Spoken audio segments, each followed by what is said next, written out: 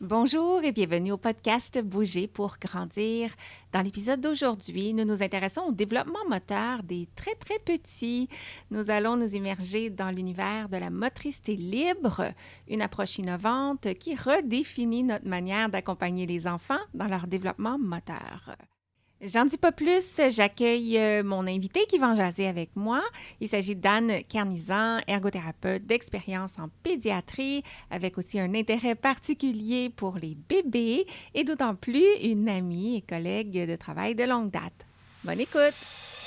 Et juste au cas où ceci est ton premier épisode, Bouger pour grandir est conçu pour stimuler les réflexions et répondre aux questions des professionnels de la santé, de l'éducation et bien sûr des parents qui accompagnent les enfants dans leur développement moteur, mais pas que. Et moi, je m'appelle Josiane Caron-Santa, je suis ergothérapeute québécoise, canadienne, formatrice internationale dans le domaine du développement de l'enfant, autrice du livre Bouger pour grandir, le petit cousin du podcast et surtout passionnée de faire connaître la facette pédiatrique de mon métier, l'ergothérapie. Sans plus tarder, poursuivons avec l'épisode d'aujourd'hui. Ma chère Anne, bienvenue au podcast Bouger pour grandir. Merci Josiane de m'accueillir. C'est vraiment un plaisir, un honneur d'être avec toi ce matin. Moi, je te connais super bien, mais pourquoi tu nous parlerais pas un petit peu de toi, de ton parcours professionnel pour nos auditeurs qui vont te découvrir dans l'épisode d'aujourd'hui? Ben oui, certainement, ça me fait plaisir de partager. Moi, depuis que je pratique en ergothérapie, j'ai toujours fait de l'enfance. Okay. Des fois du 0-7 ans, mais le gros de ma carrière, c'est du 0-5 ans. Et puis, j'ai pu accompagner plusieurs familles avec des besoins particuliers, justement dans cette tranche d'âge-là. Oui. Et aussi, j'ai pu participer dans le cadre d'un emploi que j'ai dans le milieu communautaire. On a fait ça un CLSC au Québec, là, un centre de soins pour la clientèle 0-5 ans. Donc, j'ai pu accompagner d'autres professionnels qui, justement, accompagnent des familles, souvent 0-12 mois, 0-18 mois, et puis qui ont vraiment le souci de faire de la prévention avec les poupons dans des situations, des fois, qui sont moins évidentes. Des fois, des familles qui ont des fragilités socio-économiques ou des fragilités de personnalité. Et puis, comment accompagner ces poupons-là à se développer à leur plein potentiel. Donc, ça m'a beaucoup amené à me questionner sur comment on fait les choses. Puis ça m'a amené vers justement la littérature sur la motricité libre, qui est encore, bien que quand on fait Google puis on fait motricité libre, on trouve beaucoup d'informations, mais c'est pas encore très répandu en termes de pratique de base, là, de dire que c'est encore mystérieux pour certaines familles, mystérieux pour certains professionnels aussi. Donc, j'ai beaucoup été agente là, de propagation de cette méthode qui, en soi, des fois, je me dis, c'est le gros bon sens, la motricité libre. Mais pas tant. C'est pas intuitif pour tout le monde. Puis des fois, ça prend d'expliquer là, qu'est-ce que c'est. Donc, c'est pour ça que je suis contente de le partager avec toi ce matin. Bon, mais ta présentation vient de confirmer que tu es la bonne personne, je pense, pour propager de l'information sur la motricité libre. Alors, le podcast va être d'intérêt pour un parent qui a un petit bébé ou qui attend un petit bébé ou peut-être une éducatrice ou un intervenant qui accompagne ces personnes-là. Alors, qu'est-ce que c'est? Peux-tu nous définir c'est quoi la motricité libre? Oui. En fait, on va donner le crédit à la personne là, qui a créé le terme, le motricité libre. C'est une pédiatre hongroise là, qui était née dans les années 1900. Je crois que sa date de naissance, c'est 1902, là, l'année. Donc, le temps qu'elle vieillisse et qu'elle commence à pratiquer, je crois qu'on était dans 1940, 1950 à peu près. D'accord. Puis elle a fait beaucoup d'accompagnement, de recherche. Elle s'intéressait à la neuropsychologie, elle s'intéressait au développement de l'enfant, elle s'intéressait à toutes les connexions du cerveau. Je crois qu'il y a plusieurs de ses ouvrages qui sont disponibles. Okay. Mais là, on va se pencher vraiment là, sur la motricité libre, là, qu'elle a vraiment... elle a été comme... mettre un point précis là-dessus, puis ce qu'elle préconisait. Puis à travers son parcours, sa carrière, elle a été en contact avec des enfants qui étaient en orphelinat, et puis elle a fait des observations qui lui ont permis de conclure que les enfants n'ont pas besoin d'avoir un accompagnement comme on leur donnait à cette époque-là. OK. Voulant dire que dans les années 1950, Ouais. 1960, la communauté, la société accompagnait beaucoup l'enfant dans son développement. Je crois qu'il y avait peut-être un boom de technologie. Là, les transats étaient sortis, les trotteurs, les marchettes.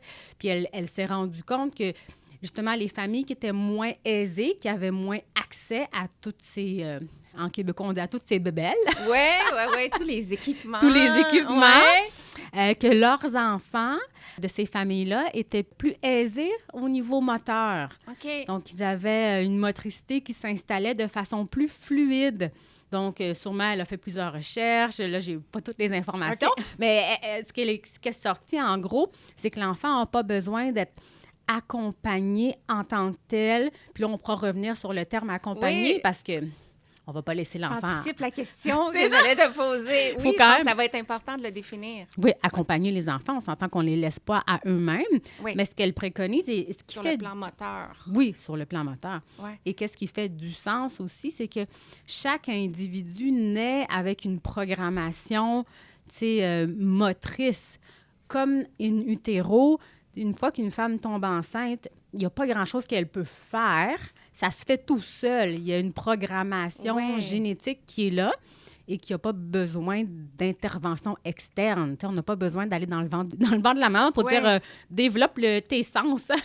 Ça se Oui, fait ça se fait seul. tout seul. Ça se fait tout seul. Donc, en continuité avec qu'est-ce qui se passe in utero, bien, ce que Dr. Pickler nommait, c'est que justement, l'enfant a déjà tout le bagage génétique pour pouvoir se développer selon un horaire moteur. Il y a un horaire moteur.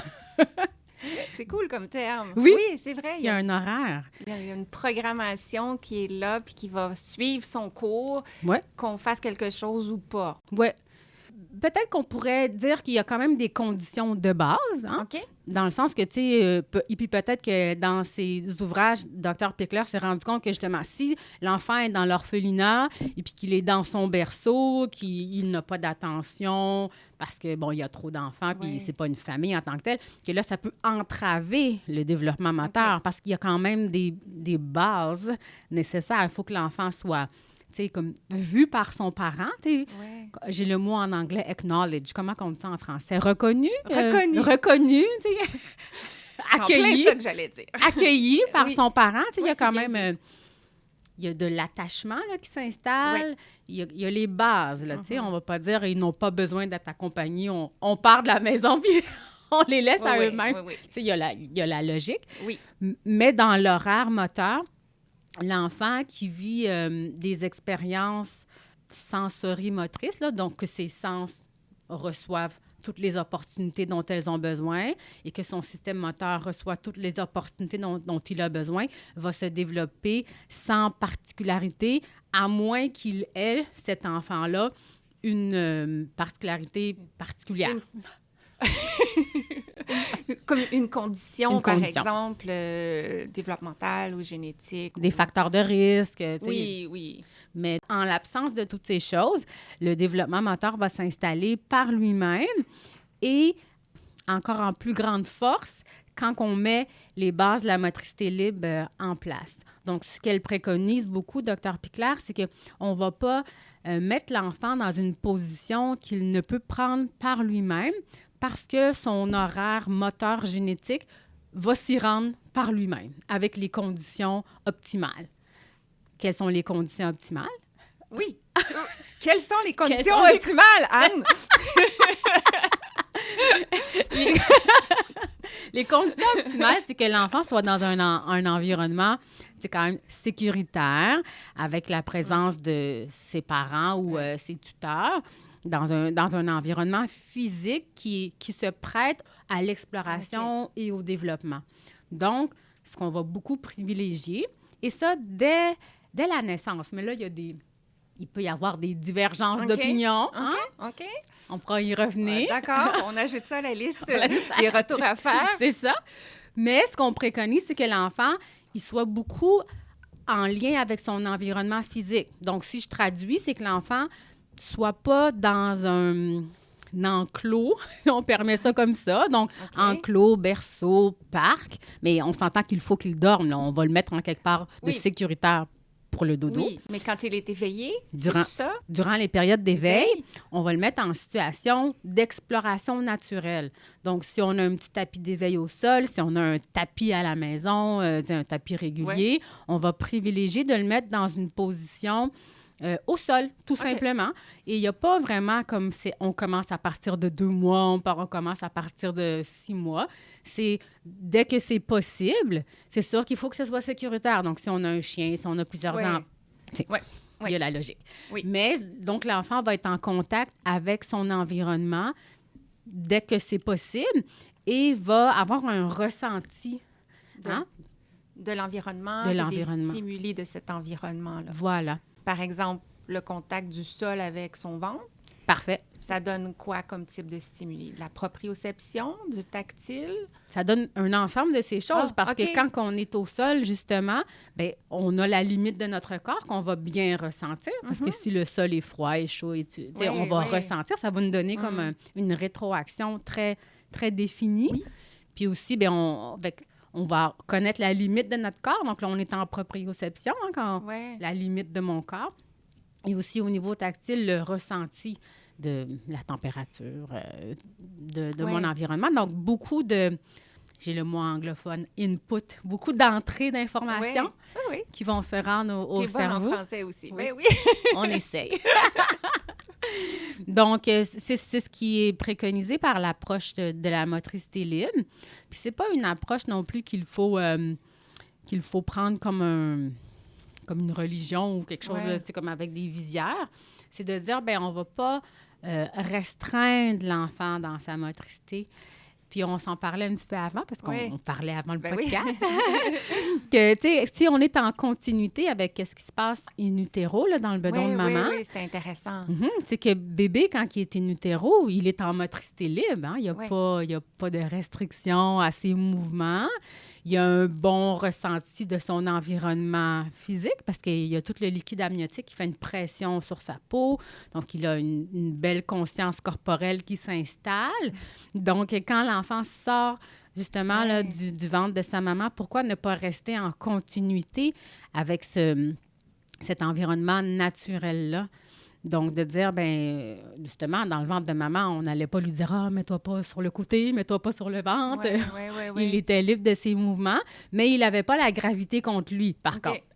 Mais là, quand on sort du bedon, on a la gravité. Oui, là, il y a toute la lourdeur qui s'installe. L'enfant doit apprendre à gérer ça. Apprendre à gérer ça. Puis, quelle meilleure façon de le gérer en ayant, justement, les expériences au sol.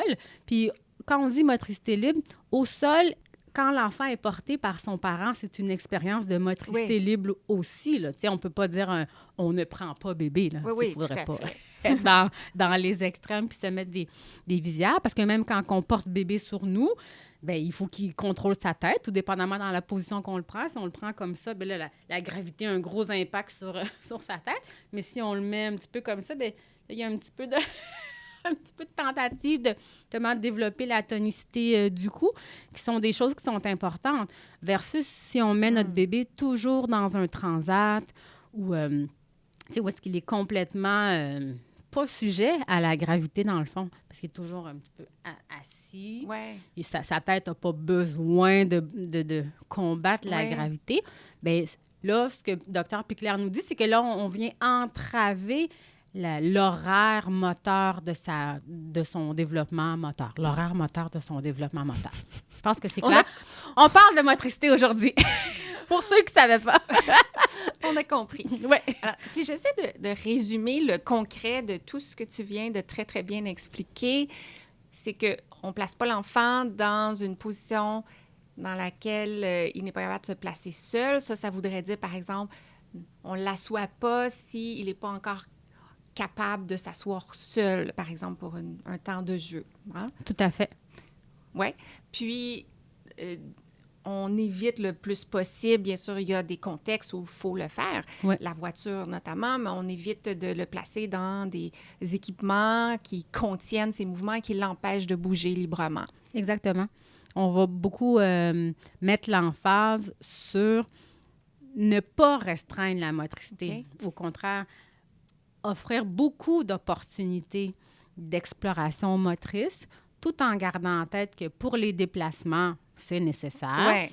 Pour, des fois, la santé mentale de maman et papa. Oui, c'est bon que tu le mentionnes. Oui. Oui.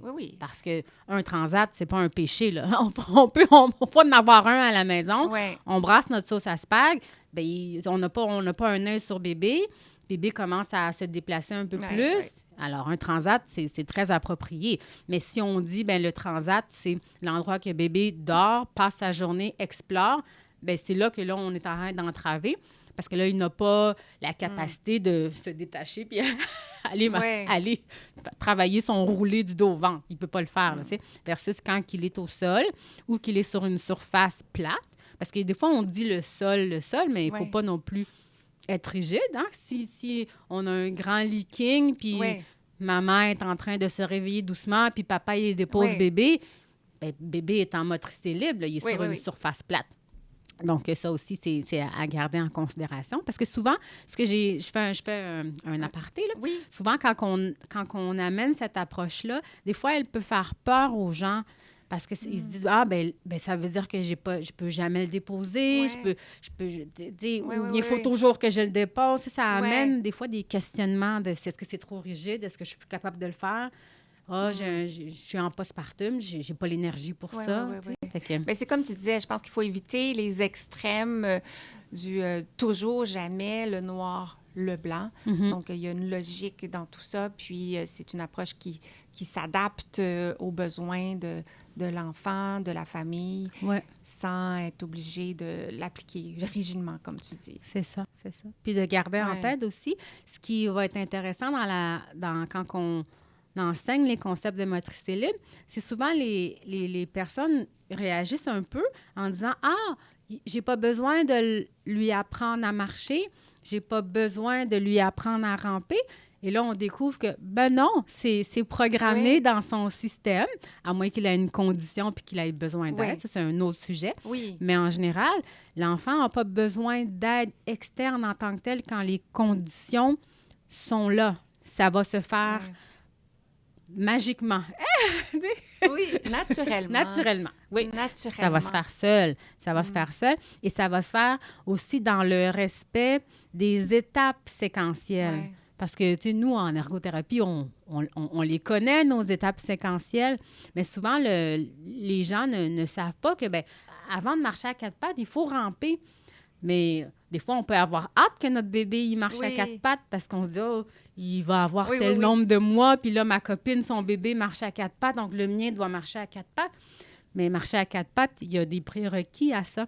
Mais ça serait-tu pertinent de parler peut-être de la différence entre, justement, le fait que la motricité, c'est quelque chose qui se développe. C'est pas quelque chose qui s'apprend. Parce qu'on peut dire, je vais apprendre à mon bébé à marcher, mais il faut plutôt créer des conditions pour que bébé développe la marche à travers, justement, chaque étape de son développement. Tout à fait. C'est pas notre responsabilité de lui apprendre à marcher. Non, ce n'est pas notre responsabilité parce que c'est déjà dans son code génétique, c'est déjà présent. Donc, nous, tout ce qu'on fait, c'est comme une plante. Là, on ne peut pas tirer dessus, il faut l'arroser. Arroser, c'est les conditions optimales. Mais après ça, on regarde notre plante pousser. On ne peut pas tirer sur elle. On va y faire bobo si on tire sur elle. Bon, est-ce qu'on va faire bobo à l'enfant? Non. Mais ça se peut que l'enfant était sur son cheminement, puis que là, nous, on vient entraver. Puis alors qu'on voulait accélérer, bien, on fait l'inverse. Là, il y a comme... Oui, c'est pas une course, le développement. Et chaque enfant a son propre rythme. Alors, si on sent qu'il devrait marcher à l'âge où il est rendu, mais il ne marche pas encore. C'est juste qu'il n'est pas rendu là et que ce n'est pas nécessairement aidant pour lui de tirer dessus. C'est ça. C'est ça. Si on tire sur la plante, on peut la casser. Donc, il y a aussi, à travers les années, l'évolution de la société, il y a comme des mythes qui se sont mis en place. Hein? À 12 mois, à la fête de 12 mois, il faut marcher. Hein? Puis là, si on ne marche pas, des fois, c'est grand-maman qui va dire il faut qu'il marche. Tu sais, des fois, c'est comme des choses qui sont là dans notre univers, puis qui vont créer une pression sur la famille, mais que l'enfant, lui, qui marche à 12 mois, à 12 mois et demi, à 14 ou à 16, ça ne sera pas dans son bulletin. Non, dans son bulletin ça plus tard. fait pas de lui un enfant meilleur parce qu'il est plus précoce. Mhm. Parce que souvent, moi, ce que je dis aux familles, c'est, tu sais, une fois que votre bébé va marcher, tu sais, ça va être coché, il Ouais. marche, mais ça va pas, il n'y a pas comme un badge d'honneur parce que moi, j'ai marché à 12 mois, toi, tu as marché à Non, 13 non, mois. tout C'est à vite fait. oublié. Tu sais, c'est pas quelque chose sur lequel on revient. Puis souvent, quand que notre enfant ne marche pas encore, c'est qu'il n'est pas prêt à le faire parce qu'il a des étapes à vivre. Ouais. Hein? On sait que le développement moteur est séquentiel, logique, il est multifactoriel, il y a plusieurs facteurs en ligne de compte. Donc, on n'est pas pressé à ce que l'enfant marche parce que si on... Puis on l'a tous vu, là, on va assister le bébé Ben oui. à avancer. Puis je crois qu'on l'a tous fait ou on a eu un oncle ou une tante qui est Oui. venu puis dit on va l'aider à Oui, marcher. oui, Je veux dire, c'est pas un péché non plus, là, tu sais. Non, non. Mais on se rend compte que si l'enfant ne marche pas encore, c'est qu'il a encore des Ouais. choses à vivre. Je pense que dans un autre univers, on pourrait parler d'intégration de réflexes puis de toutes ces belles choses. Oui, oui, oui. Mais on va essayer de rester... Tu reviendras. Ben oui. On va essayer de rester dans notre sujet. Oui. Mais en motricité libre, on Oui. est respectueux du fait que quand notre enfant ne marche pas ou qu'il ne rampe pas ou qu'il ne se tourne pas du dos au ventre, tel que, je sais pas moi, notre Bible Naître et grandir nous dit, Oui. c'est que notre enfant, Naître et grandir, c'est une Bible là, Que tout le monde connaît. Que tout le monde connaît au Québec. Ben oui, Ouais. magazine de référence pour accompagner le parent Ouais. dans le développement de son enfant. Merci. Nous, on est tellement habitués à dire Naître et grandir. Oui, là, oui, que... oui, c'est ça. Mais quand que... Là, j'ai oublié mon idée. Quand que, justement, on se rend compte, je pense que ça me revient, que notre enfant, il rencontre pas nécessairement le jalon. Ouais. Là, le jalon, c'est un mot fancy pour dire l'étape. Là. Ouais. Mais nous, on sait que souvent, il y a des choses qui doivent se mettre en place pour permettre à cette Ouais. étape-là d'éclore. Hein? Puis... nous, on le sait, mais c'est nous qui devons propager aussi cette information-là, que des fois, vaut mieux que notre enfant marche plus tard. Ouais. 3 semaines de marcher à 4 pattes, ça peut être très payant pour plus tard. Ouais. Mais si on met des bottines à notre enfant pour solidifier ses pieds, qu'on lui apprend, entre guillemets, à marcher, c'est fort probable que ça marche, Oui. hein, sans faire de jeu de mots, et qu'il marche plus vite. Oui. Mais là, ce qui s'est passé, c'est que pour marcher, dans le fond, l'enfant doit compenser, trouver des ressources qu'il n'avait pas encore développées ou s'appuyer sur des équipements comme, par exemple, les souliers. Et c'est là que on lui a peut-être enlevé une opportunité de développer un peu plus de force, d'équilibre, qui, oui, il marche, mais son développement n'est pas terminé. Il y a plein d'autres habiletés à venir et ces compétences-là, ils sont nécessaires. Parce qu'on sait que, Ouais. justement, nous, en travaillant sur le 0-5 ans, Ouais. tu sais, on sait que c'est un continuum. Tu sais, on sait Ouais. que la marche à 4 pattes est là, sa raison d'être dans le développement moteur plus tard et que souvent, quand on rencontre des familles qui viennent nous solliciter pour de l'aide, dire « Ah, mon enfant a 4 ans, voici les problématiques que nous expérimentons par rapport à son développement moteur. » Souvent, quand on retourne, qu'on fait l'amnanèse antécédents médicaux et du développement, bien, on se rend compte que c'est souvent les mêmes marqueurs qui sont là. Pas c'est vrai. pour dire que c'est cause à effet, Non. c'est pas ça, mais on ne peut s'empêcher de retrouver un trend, une mode, une tendance. Oui. On va l'avoir. Une tendance. Tu sais, que nos enfants qui ont des besoins moteurs vers l'âge préscolaire ont souvent un développement 0-12 mois qui a été particulier ou qui a eu un petit coup de pouce quand peut-être l'enfant n'avait pas besoin de ce petit coup de pouce-là. Mais aussi, il ne faut pas... Tu sais, des fois, souvent, je vais dire à mes familles, on ne va pas retourner en arrière puis aller se flageller parce qu'on a l'information qu'on a au moment qu'on l'a. Hein? On ne peut pas retourner dire « Ah, j'aurais donc dû ». Ça fait juste nous causer des maux de tête et de l'insomnie. Oui. Moi, je trouve que plutôt, on peut dire « Ah, OK, moi, mon enfant, il n'a pas marché à 4 pattes. OK, l'ergothérapeute m'explique que, bon, c'est bon pour la latéralité, c'est bon pour la stabilisation des épaules, c'est bon pour un paquet d'affaires. Donc, Quand l'ergothérapeute me dit, bien, à la maison, faites des petits parcours moteurs, achetez-vous un tunnel pour que justement, il puisse marcher à 4 pattes, bien, je peux accueillir cette recommandation-là parce qu'à 0,5 ans, même 0,21 ans, le cerveau est encore très, très malléable. Donc, toute la vie. Toute la vie. Tout le monde à 4 pattes. Très malléable. Donc, on peut retourner sur les étapes qui ont été peut-être passées trop vite. Il n'y a pas toujours un lien de causalité, mais quand on revient avec les familles que l'on côtoie, qui ont des enfants justement de 0-12 mois, bien, c'est vraiment l'occasion de propager cette information-là puis d'expliquer le pourquoi du parce que je me rends compte, et même avec mes collègues professionnels, infirmières, travailleuses sociales et tout, qui ont eu des enfants. Souvent, c'est un milieu de femmes aussi. Hein? Oui. On se rend compte que, mais moi, je n'avais pas fait ça avec mon bébé, moi, je ne le savais pas. C'est une information qui est encore à diffuser. À diffuser, oui. À travers la communauté qui accompagne les familles. Parce qu'on a chacun notre background aussi. Toi, tes enfants, est-ce que tu as fait de la motricité libre? À cette époque-là, est-ce que c'était à la mode? Est-ce que c'était connu? Tu sais, même, c'est encore relativement nouveau que ça soit même dans les objectifs d'intervention précoce. Moi, je trouve que c'est nouveau pour avoir travaillé en 0,5 ans. Hein? Il y a 10 ans, on parlait, 10-15 ans, on parlait pas de motricité libre. Non, peut-être qu'on connaissait les principes de certaines personnes, mais on n'avait pas le terme. Mais non, puis pour répondre à ta question, je pense que c'était rhétorique, mais je vais y répondre quand même. Je n'ai pas fait de motricité libre avec mes enfants, pas parce que je ne souhaitais pas utiliser cette approche-là, mais parce que je n'avais pas entendu parler. Moi, mes enfants sont dans la vingtaine, donc c'était pas quelque chose qui était trendy à cette époque-là. Mais si c'était à refaire, c'est sûr qu'il y a beaucoup d'intérêt d'un point de vue développemental, d'un point de vue préventif, à installer des bases solides au niveau du développement moteur à travers une approche comme celle-là. Mm-hmm. Donc, moi, je suis vraiment contente de voir que cette approche-là, elle gagne du terrain et que, justement, on peut offrir des formations en milieu communautaire. C'est souvent des choses maintenant qu'on discute. On va beaucoup parler, même maintenant, quand je vois des visites postnatales d'infirmières, quand que je vois les notes au dossier, souvent, elles vont noter qu'elles ont parlé des principes de motricité libre, qu'elles ont parlé que, oui, on utilise le transat, mais avec modération, que l'enfant, on le dépose au sol. Donc, ce sont des choses qui se propagent tranquillement, mais sûrement. Donc, c'est vraiment une belle chose à constater, en fait. Là.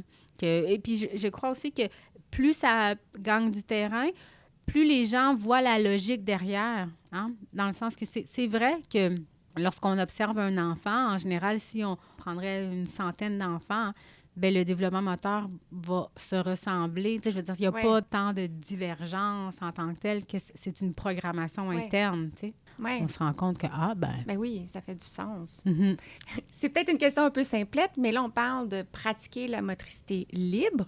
C'est quoi l'alternative? C'est quoi les approches qui ne sont pas de la motricité libre?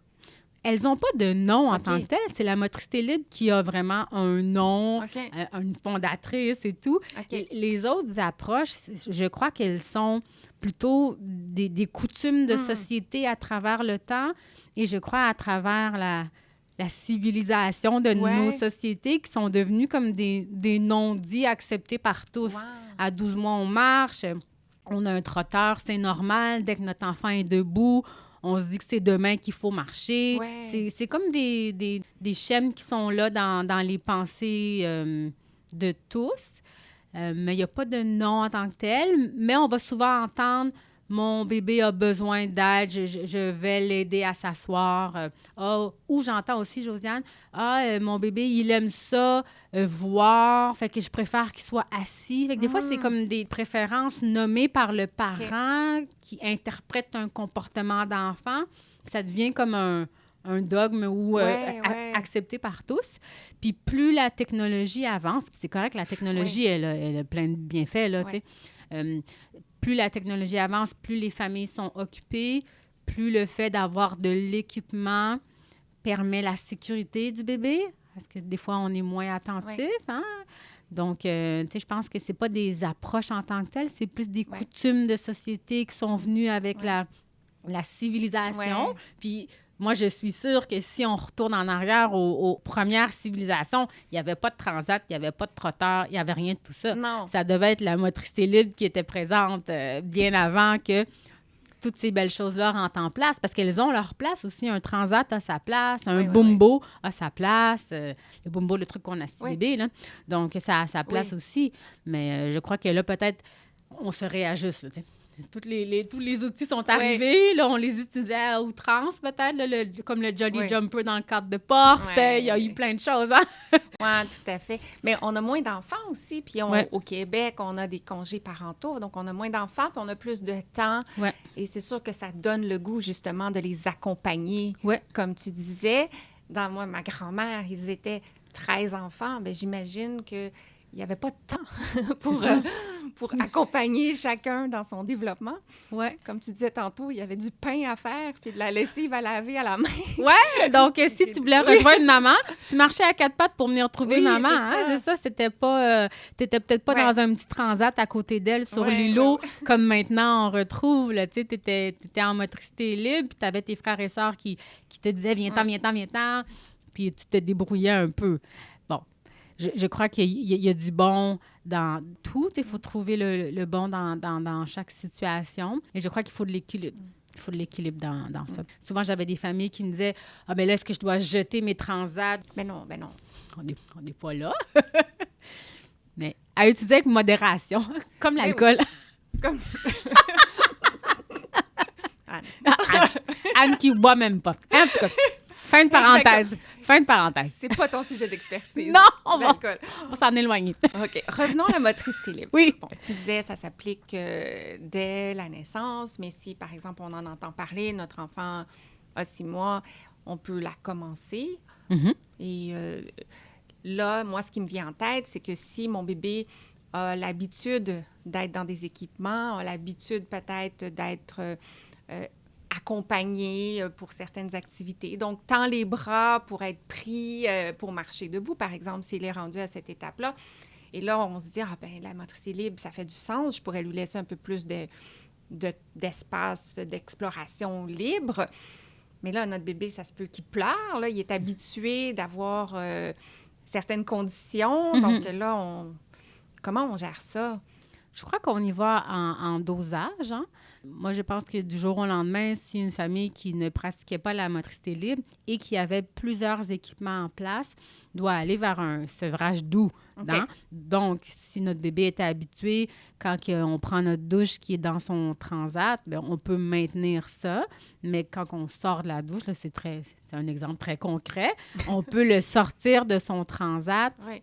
Et puis, ce que bébé recherche beaucoup, là, c'est voir maman, voir papa et être en proximité. Des fois, on va penser que l'enfant tient à ses équipements, mais on peut se tromper parce que souvent, l'équipement lui permet d'avoir une vision, tu sais, de où est maman, où est papa. Mais ultimement, c'est pas qu'il recherche à être en position sédentaire. Donc, il faut dire, bon, mon bébé, ce qui l'intéresse, c'est que je sois à côté de lui, hein? Souvent, c'est ça que notre bébé recherche, c'est notre présence. Mm-hmm. C'est de ne pas sentir qu'on est parti dans une autre pièce. Donc, on va beaucoup accompagner. C'est pour ça que le terme « accompagner », en début, là, on disait qu'il faut le définir parce que notre bébé a toujours besoin de notre accompagnement, il a toujours besoin de notre bienveillance, il a toujours besoin de notre présence rassurante. Ouais. On ne va pas, au nom de la motricité libre, laisser un bébé... pleurer à outrance parce qu'il n'est pas confortable dans une position dont il ne peut pas se sortir de là parce qu'on est en motricité libre, puis je ne changerai pas de position. C'est pas comme ça, là, tu sais. Puis la motricité libre, oui, on va beaucoup préconiser le sol, mais un bébé dans nos bras, c'est de la motricité libre aussi, tout dépendamment comment qu'on le tient. Mm-hmm. Mais, tu sais, quand on dit on ne va pas asseoir un bébé, il faut bien comprendre que ça veut dire qu'on ne va pas l'asseoir au sol, seul, avec des coussins en arrière. Ouais. Mais un bébé peut être sur nous et il est assis sur notre cuisse avec notre poitrine comme support dorsal. Ouais. Ça reste très adéquat là, parce qu'il ne faut pas rentrer non plus dans « je ne peux plus le prendre » et tout ça. Donc, une famille qui, du jour au lendemain, veut faire de la motricité libre, doit juste faire comme un petit changement de paradigme puis de dire c'est quoi le besoin de mon bébé. Parce que le besoin, souvent, c'est maman pas trop loin, à proximité. Puis, du jour au lendemain, si on se met au sol avec notre bébé, il va être super content. T'sais, on enlève le transat, on fait un petit sevrage, on peut l'utiliser dans des situations où est-ce que c'est nécessaire, mais notre bébé va être très content de nous retrouver au sol avec lui, de pouvoir nous escalader. Si maman se couche au sol, on va avoir un bébé heureux. Puis en plus, si c'est un bébé allaité, il va dire « Hey, le lunch est servi en même temps! » Je pense que ça va être vraiment de toujours garder en tête qu'est-ce que mon bébé a besoin. Puis, c'est ça, dans la période 0-12 mois, bébé a besoin de maman, papa, présence rassurante, puis qu'on réponde à sa communication, parce que bébé communique avec nous quand il pleure, bébé communique avec nous quand il fait c'est une communication, donc il faut y répondre. Donc, moi, je pense qu'une famille pourrait, du jour au lendemain, décider de mettre en place les principes de motricité libre, juste en gardant en tête qu'est-ce que mon bébé a besoin. Ça pourrait se faire avec douceur. C'est une belle présentation de tout ça. J'aime beaucoup. Les impacts et les avantages sur le développement moteur me paraissent évidents. Est-ce qu'il y a des impacts possibles sur le développement cognitif, par exemple, et affectif?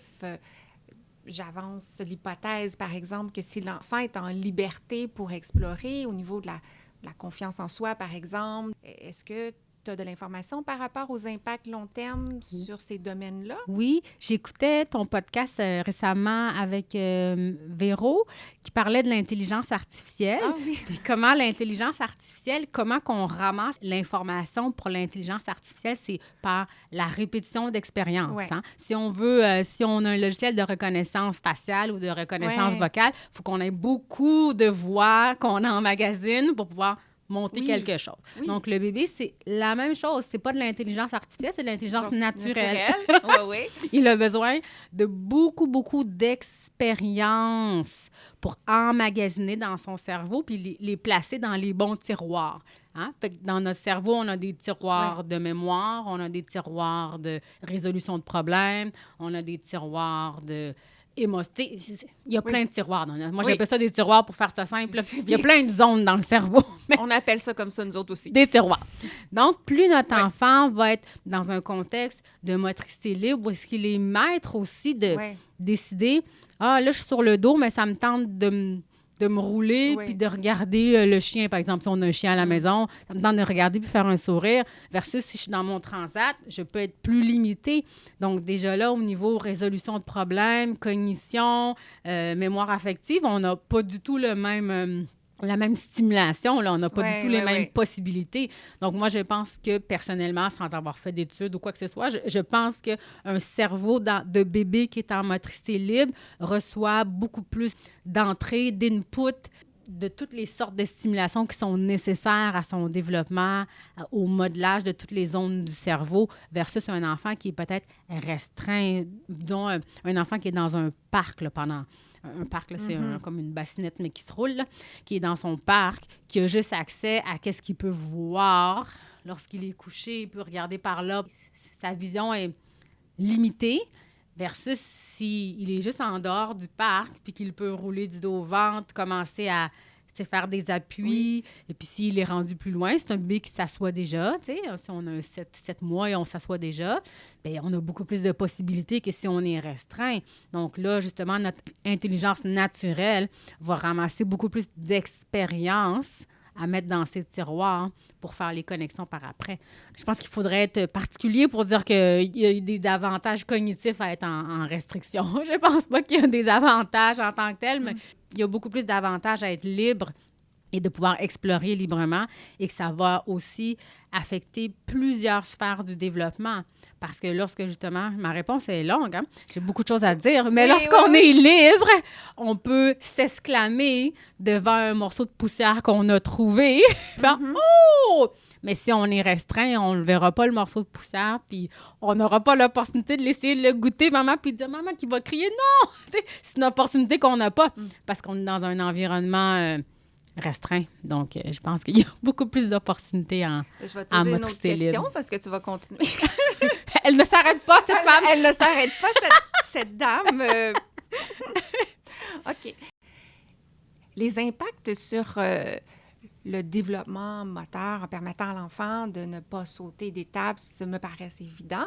Maintenant, ça me fait penser qu'il pourrait peut-être aussi avoir des bénéfices au niveau du développement de la personnalité, être plus confiant, être plus persévérant.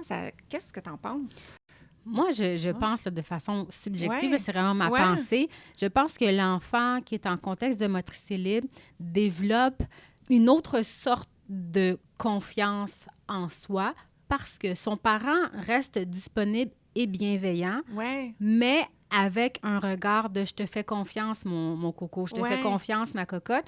Et je pense que dans la relation d'attachement, on a un attachement sécurisant qui s'installe. Donc, si je suis vraiment mal pris, maman, elle intervient, mais elle me laisse aller au bout de mes ressources. Donc, ce qui fait que l'information que mon cerveau reçoit, c'est que je suis capable. Des fois, ça marche. Des fois, ça ne marche pas. Des fois, ça prend plusieurs tentatives. Donc, moi, je pense que toute cette information-là s'emmagasine dans le cerveau émotionnel de l'enfant qui lui fait prendre conscience qu'il est son propre agent de décision, son propre agent de résolution de problèmes, qu'il n'est pas dépendant d'un individu pour se lever parce qu'il décide qu'il veut aller chercher telle balle. Donc, tu sais, je pense qu'il y a une confiance en soi qui s'installe, puis il y a de l'expérience, il y a de l'essai-erreur qui est nécessaire dans la vie de tous les jours. Pour marcher, chaque personne qui a marché sur Terre a dû faire face à de l'échec. Parce que il n'y a personne qui a marché du jour au lendemain. Il y a eu une chute, je me relève. Fait que dans la vie de l'être humain, il y a de la persévérance qui est requise et il y a de l'échec. Comment qu'on gère l'échec? Donc, moi, je pense que tout petit, l'enfant développe cette cognition-là, que les choses ne viennent pas toujours facilement, mais qu'en lui, il a toutes les ressources pour pouvoir se développer par lui-même, mais que advienne que pourra, si des fois on est vraiment mal pris, bien, on a une relation sécurisante avec papa-maman qui va intervenir au besoin, puis peut-être donner un petit coup de pouce, là, pas faire pour nous, versus quand on y va plus à faire marcher. L'enfant est dépendant de la disponibilité du parent à faire marcher et de la façon, c'est quoi l'input donné, c'est quoi le niveau d'aide offert, donc versus quand il le fait par lui-même. Je pense qu'il y a un sentiment de fierté aussi qui est là aussi, un sentiment de fierté. C'est le meilleur des deux mondes, finalement. Oui. Je trouve que c'est vraiment une belle approche pour le développement du cerveau. Et on sait que le développement du cerveau, tu sais, il y a une expression qui dit What happens in Vegas stays in Vegas. Tu sais, qu'est-ce qui se passe à Las Vegas, ça reste à Las Vegas. Ouais. Mais qu'est-ce qui se passe dans la petite enfance, ça reste pas dans la petite enfance. Ah, OK. C'est pas la même chose qu'à Las Vegas. OK. Je cherchais le lien. Cherchais le lien. Où est-ce que ça va à Las Vegas? Oui. Mais what happens in childhood does not stay in childhood. Ça a une pérennité dans le temps. Je trouve ça vraiment, vraiment important, ce que tu viens de dire. Un impact pour toujours parce que l'empreinte, elle reste, tu sais. Fait que si dès la tendre petite enfance, j'apprends que des fois, c'est facile, des fois, c'est pas facile. Des fois, j'ai besoin d'aide, mais souvent, si je persévère, je suis capable tout seul. Moi, je pense que c'est comme une clé pour la vie, presque, là. Mais là, c'est peut-être trop philosophique, mais... Oui, mais presque. Oui. Presque. Est-ce que si on est en milieu de garde, en crèche, et qu'on est dans un groupe de pouponnières, par exemple, avec les tout-petits, c'est-tu quelque chose qu'on peut mettre en place au milieu de garde, même si ce n'est pas nécessairement fait à la maison? Ou est-ce qu'il faudrait en parler aux parents si on décide de faire ça? Ou est-ce que si on est un parent qui le fait à la maison, est-ce qu'on peut s'attendre à ce que ça soit fait au milieu de garde aussi? Est-ce qu'il faut en parler? Est-ce que c'est grave si le milieu de garde ne le fait pas? Bien, grave, je pense que le terme est peut-être fort, mais ce serait plus optimal qu'il y ait une belle continuité entre la maison et la crèche, la garderie. Mais c'est sûr qu'il faut prendre en considération les contraintes au niveau de l'environnement humain. Il y a combien d'éducatrices? C'est quoi les contraintes? C'est sûr qu'au Québec, c'est très réglementé. Hein? OK. Une pouponnière doit avoir 5 enfants Ouais. pour un adulte. OK. Mais bon, il faut que Ouais. l'environnement permette ça. Et je crois que dans un contexte de pouponnière ou de crèche, c'est vraiment un bon endroit pour que les enfants aient cette opportunité-là de vivre la motricité libre. Parce qu'ils sont souvent là, ça dépend des familles, mais ça peut être 8 heures, 10 heures par jour qui sont à la garderie. Donc, on n'aimerait pas que c'est juste quand je rentre à la maison et la fin de semaine que j'ai des moments de motricité libre. Ça serait un petit peu dommage. Mais est-ce que ce serait grave?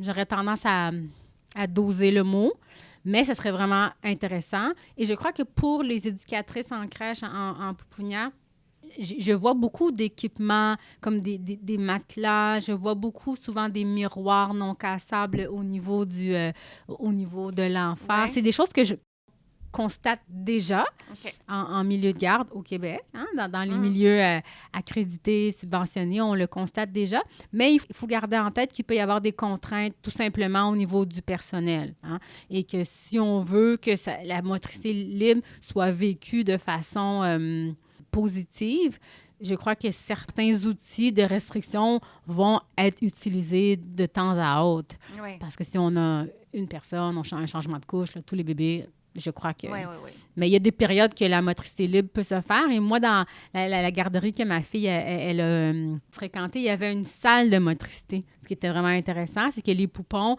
à 4 pattes, allaient à la salle de motricité. Et puis là, il y avait des tapis, il y avait... ce qu'on appelle des fois l'échelle de Picler. Là. C'est comme, je ne sais pas comment bien le décrire. C'est comme un arc, Oui.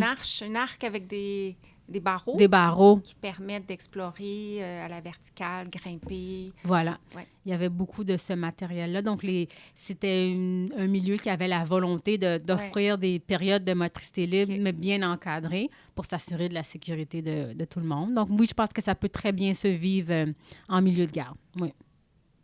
Est-ce qu'il y a des façons d'adapter cette approche-là si on a un enfant avec des besoins particuliers? Mm-hmm.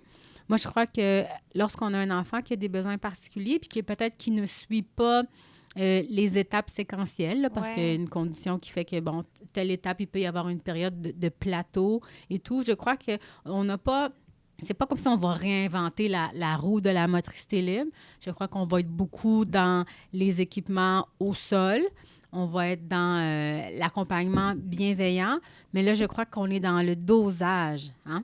Parce que si un enfant a une particularité, une condition médicale qui fait que, justement, je donne un exemple, il a une difficulté réelle à se mettre à 4 pattes, bien, je crois que là, il faut que nous, en tant qu'accompagnants ou thérapeutes ou parents, il faut qu'on sache doser la période où est-ce qu'on va le mettre dans une position qu'il ne tolère pas bien, mais que c'est la position qu'il est rendu. C'est comme l'étape où est-ce qu'il est rendu. Il va falloir doser en termes de temps puis en termes d'accompagnement émotionnel. Donc, souvent, je vais recommander aux familles, si votre enfant, il déteste être sur le ventre, il va falloir adapter. Peut-être que c'est sur le ventre pendant que maman est couchée au sol.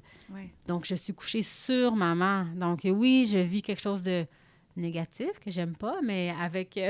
une balance positive. Donc, je crois que ça va être beaucoup dans le dosage, l'accompagnement, puis le temps qu'on va peut-être avoir l'attente que l'enfant soit en contexte de motricité libre. Parce que pour certains enfants qui ont des conditions, la motricité libre, elle peut être souffrante. Vous allez me dire, hein, comment ça, souffrante? Comment ça, souffrante? Oui!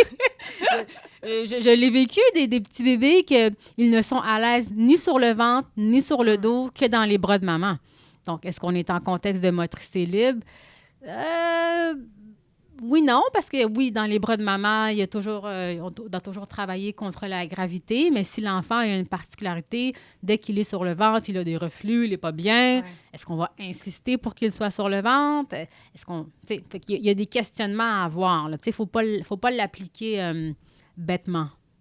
Mais en fait, si la motricité elle est libre, et l'enfant irait se mettre sur le ventre par lui-même, mais il pourrait avoir de la difficulté à en sortir. Mm-hmm. Et c'est là qu'on pourrait intervenir. On pourrait intervenir, oui. Puis avec l'aide d'un professionnel de la santé, là, tout dépendamment, est-ce qu'on est en ergothérapie, est-ce qu'on est en physio. Je crois qu'on a besoin d'un accompagnement pour qu'il y ait une analyse des besoins, à savoir, OK, bon, cet enfant-là est rendu à telle étape de son développement moteur, il est dans une phase plateau, parce qu'on peut avoir des phases plateau là, lorsqu'on a des conditions médicales, et qu'on sait qu'il en a bénéficié assez de cette position-là, mais que là, on désire l'amener vers une autre position. Mais ça, c'est dans un accompagnement. Hein? Je crois qu'il faut un accompagnement, un plan d'intervention pour bien connaître là, qu'est-ce qu'on met en place pour cet enfant spécifique-là. Merci du rappel.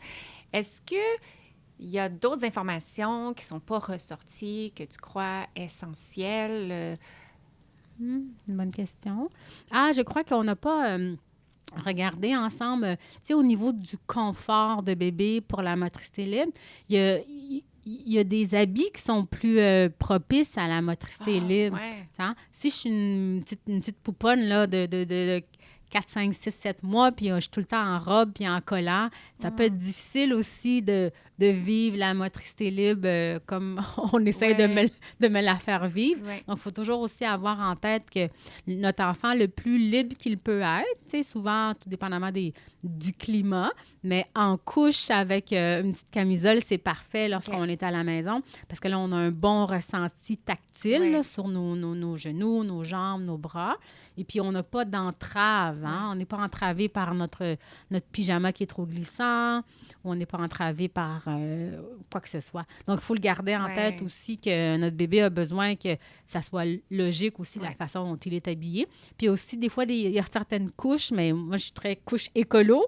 Des fois, il y a certaines couches qui sont plus volumineuses, qui vont comme un peu empêcher notre bassin de bien bouger. Donc, il faut le garder en tête aussi, même au niveau de quelle couche on va mettre à notre enfant, si on veut qu'il soit en motricité libre.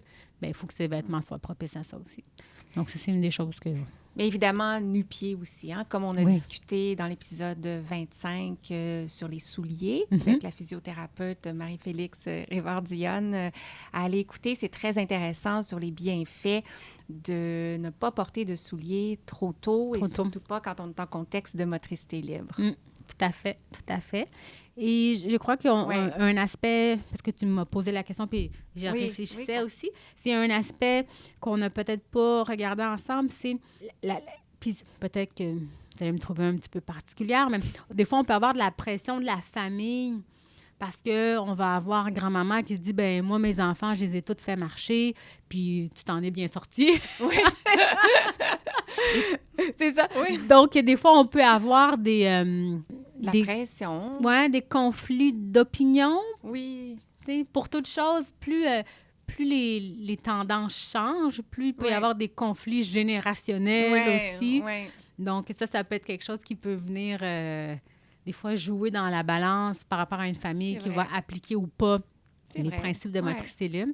Donc, il faut être prêt aussi, des fois, à avoir un peu de critique de l'extérieur, tout dépendamment. Comme, par exemple, si on fait de la DME, là, c'est... la diversité... menée par l'enfant. Oui. Au niveau alimentaire, mais on peut avoir des gens qui vont dire « Maintenant, ton bébé va s'étouffer, fais pas ça. Oui. » Donc, il faut être prêt aussi. Il faut être prêt à avoir des opinions divergentes qui viennent vers nous. Mais le parent est vraiment l'expert de son enfant. Oui, le parent est l'expert de son enfant. C'est avec son enfant qu'il passe le plus de temps. Puis aussi, il faut que le parent soit confortable dans l'approche qu'il choisit. Oui. Et comme on l'avait dit en début d'entrevue, là, il peut y avoir une diversité d'approches et tout. Mais je pense que ça conclut bien. Si nos auditeurs aimeraient aller chercher un peu de lecture sur le sujet, est-ce qu'il y a des associations, des sites web, des livres? Mais je crois que de partir de la fondatrice du mouvement de motricité libre, c'est Emma Pliker, P-L-I-K-E-R, si je ne me trompe pas. Ça serait une bonne personne pour aller voir les ouvrages qu'elle a mis en place, parce que c'est vraiment elle qui a mis sur place cette approche-là. Puis il y a beaucoup d'informations qui se retrouvent sur la toile. Moi, j'ai fait un petit peu le tour pour voir qu'est-ce qu'on retrouve quand on clique motricité libre. Et j'ai été heureuse de constater qu'il y avait de la belle information quand même. Parce qu'on connaît nos auditeurs, on se connaît nous-mêmes, on va tout aller sur Google puis faire motricité libre. Oui. Mais j'ai trouvé que l'information était quand même bien vulgarisée. et quand même fidèle à ce que la fondatrice elle avait mis en place là, à son époque. Mais toujours garder aussi un cerveau de discernement. Là, hein? Puis si on a un enfant qui a des besoins particuliers, je crois que l'accompagnement avec un professionnel est vraiment la clé parce qu'il peut y avoir des choses qui ne s'appliquent pas à notre enfant. Là.